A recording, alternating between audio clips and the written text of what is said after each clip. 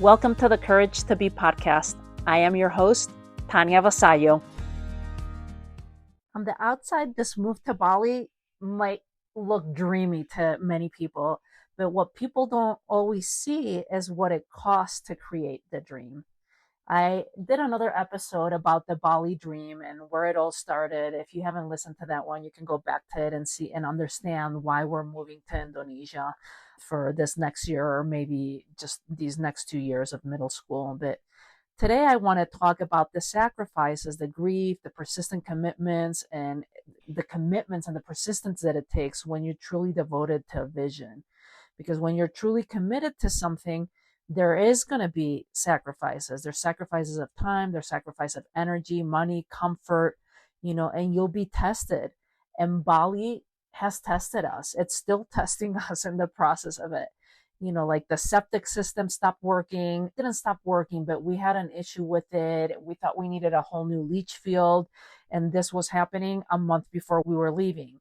Then right after that, a week afterwards, the night before I was supposed to put my 17-year-old dog Puma down, I was sleeping in the living room with her, and I start hearing at 2 a.m, pluck, pluck, pluck, and we had a leak coming in through the light fixture. And then we had to build a whole retaining wall.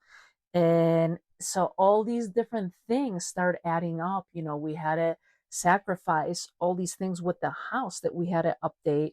And then there's the shift of our departure dates. We were going to go visit family in Pennsylvania and in Spain and leave from there. But because of all these things that have been appearing and showing up, we've had to skip this part. And we had to say no to a lot of things, in order to say yes to this, So it's something that we don't talk about a lot, and you tend to see on social media everyone's successes and everyone's posting their edited version of their life of how beautiful, glamorous, and wonderful it is without explaining all the things that go on behind the scenes. And there's also been a lot of grief for us. There's been so many layers of grief in these months leading up to the departure date. We had, like I mentioned before, we had to say goodbye to our 17-year-old dog, and I'd never put down a dog. I've never lost a dog as an adult. I remember losing my dog when I was 7, but having to do it as an adult was really, really hard.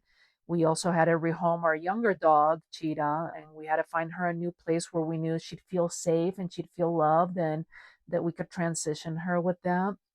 And we're leaving behind a community of people that we love deeply. Like I've created such deep connections with people here in our community of Santa Fe. And then there's our home. Oh my God, our sacred space. It's been transformed into a rental.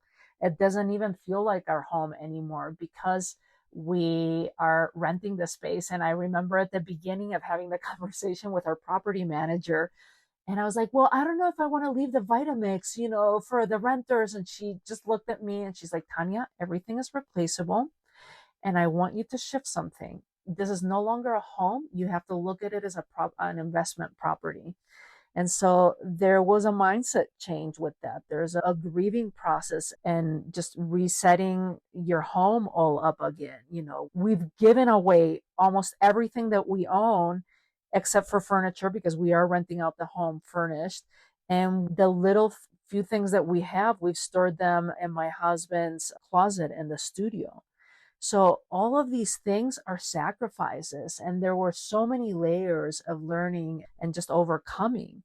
And there's a liberation in letting go, but there's also grief in this shedding. And they both can coexist at the same time, but I'm just explaining how all of this, like what we've been going through. So people see the palm trees and the plane tickets and the name Bali, but they don't always see the decisions, the hard goodbyes, the unexpected setbacks. And creating your dream really means releasing the things you love, sometimes even parts of your identity. And that's kind of how I feel right now. I feel like I'm a snake shedding its skin and a phoenix that's about to rise. I haven't gotten to the phoenix part. I'm still in the snake shedding the skins, but it's there, and it's interesting to just learn and see and pay attention to all the things that are showing up in the pursuit of this dream and the journey. And there's been days that have been hard. I've cried. I've lost my temper with my daughter, with my husband. And, I know that we didn't just get lucky. We stayed committed, through the mess, through the breakdowns, through the grief, through the hardships within it. And, your dream will ask everything of you, but it will give you everything too. So think about that as you're pursuing your own dreams.